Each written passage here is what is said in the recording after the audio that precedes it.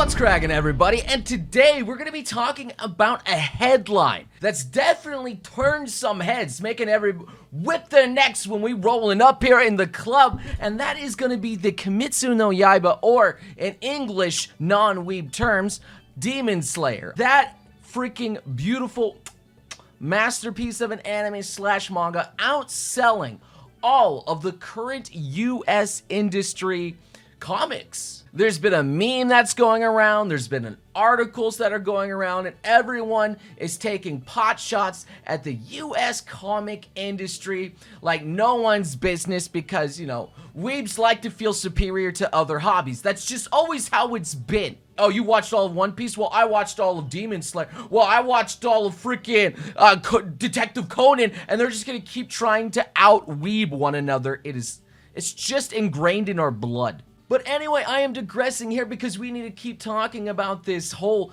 outselling the whole US comic market. Is the US comic market really in that bad disrepair? Is it doing absolutely atrocious? Well, it is actually in the decline, yes. I don't want to go too far into the sales numbers here because, you know, they get muddled and we don't actually know the true sales figures of American comic books, the worldwide industry, digital sales, on the store sales, everything combined sales. Like no one really knows that number, except I guess maybe, of course, the actual publishers, and then they all have to get together and collaborate on the exact number. That's a mess. But if we're gonna be talking about 2020 sales, we do know that Demon Slayer has sold 82 million copies that year. And the second best-selling manga is only at 8.2 million. I say only at 8.2 million. Man, selling something 8.2 million times is absurd. That is just leaps and bounds above, you know? Like, Demon Slayer is a colossus. And again, I'm going to stress, nobody really knows how many American comics are sold. Except, of course, the industry professionals themselves. I honestly have no idea. We have like an estimate of 15 million, and that was from a limited analysis, again, from The Beat in 2019, which it did actually outsell Demon Slayer there, because Demon Slayer, I think, only sold 12 million in 2019, but still 82 million is way well above beyond 15 million, so it is possible that it did outsell. I don't know, it is possible. And anyway, another interesting thing coming from Forbes itself, sales of superhero comics used to account for about 20% of all comic book sales in bookstores and other things like that, but now it's about less than 10%. You know, manga is at 28%, so it's roughly 3 times taking up the sales of superhero comics. That's definitely telling of something. Now, don't get me wrong here, I do love my superhero stories out there. I think they're fantastic. I grew up with them. I love Batman. I loved all those iterations of Batman, everything out there. Batman Beyond was especially very nice. There's a lot of good Batman stuff out there. Superman, though, still lame.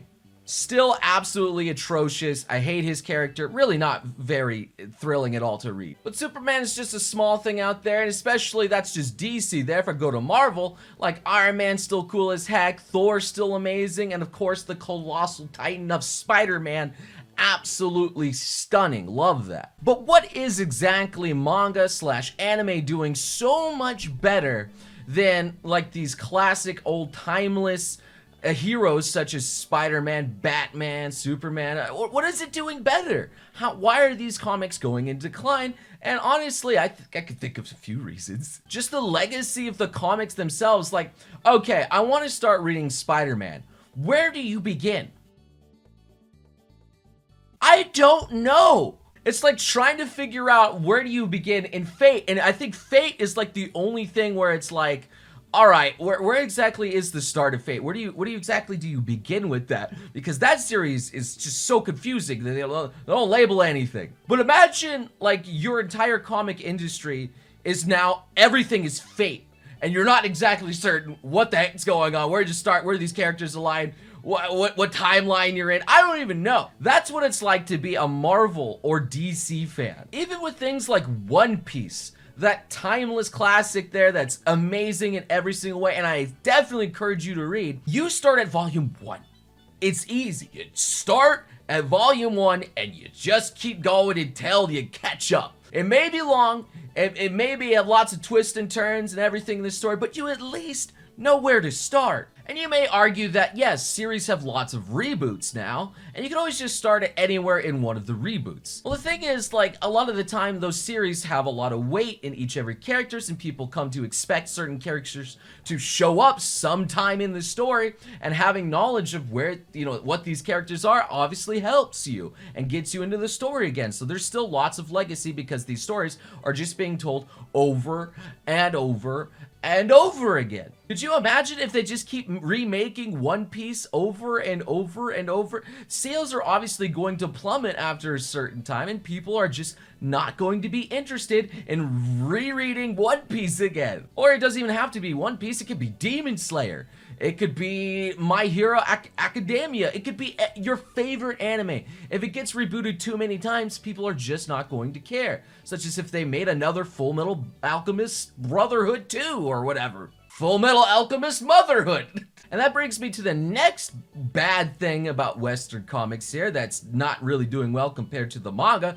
Literally taking over like 3 times its market share here, alright? And that's the fact of innovation. Yes, there's lots of new comics coming about in the Western market, but again, a lot of the ones that everyone wants to read are the timeless classics, Spider-Man, Batman, Superman, any of the ones that the characters that you recognize from all of the films. But with manga, it's a different story. There's always something new, some new innovative thing. But, again, there's still repetition, of course, like with the countless amount of isekai anime.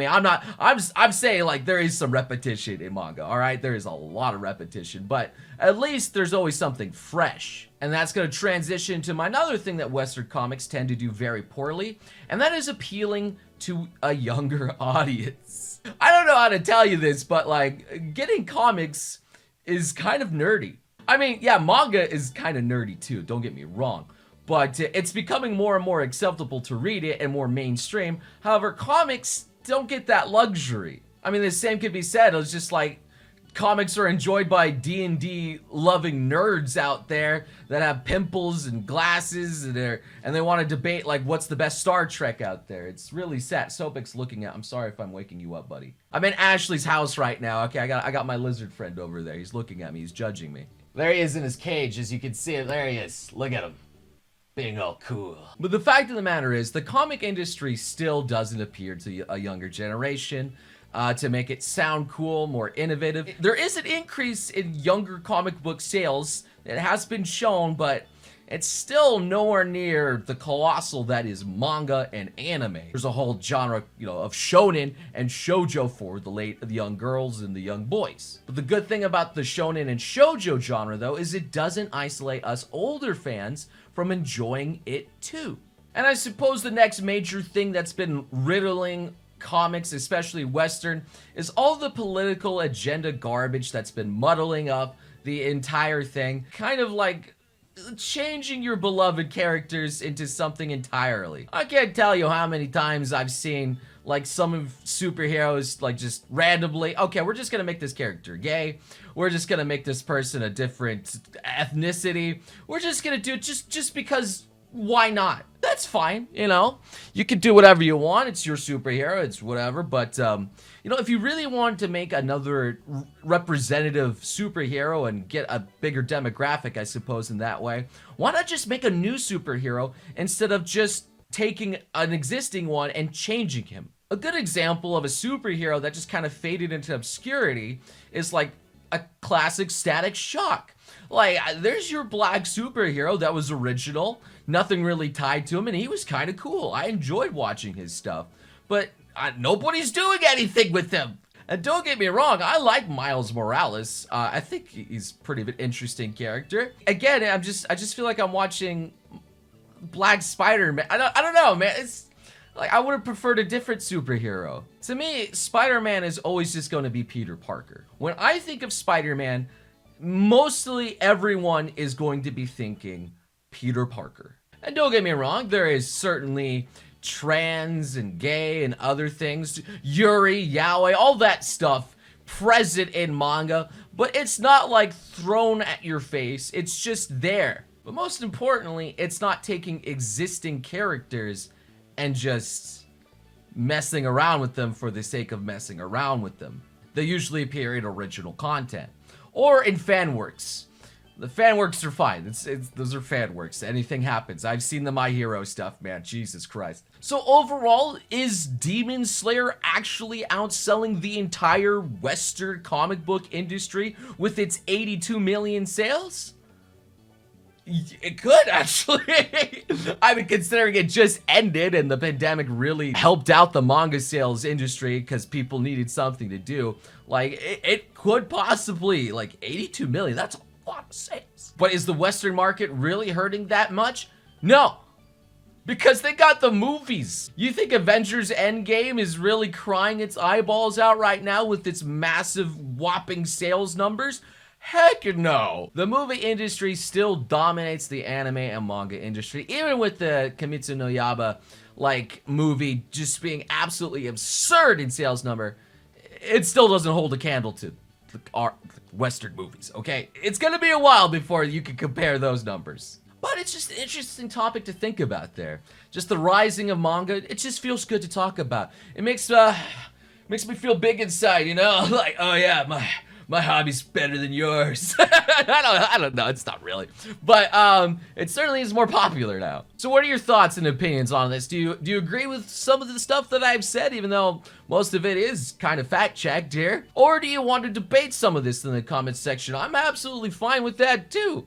You know, leave your thoughts and opinions below, and I'll see you beautiful sons of guns again next time. You crazy mother.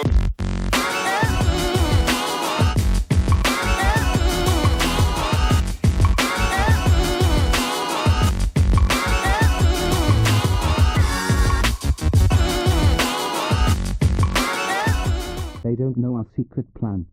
Tell nobody.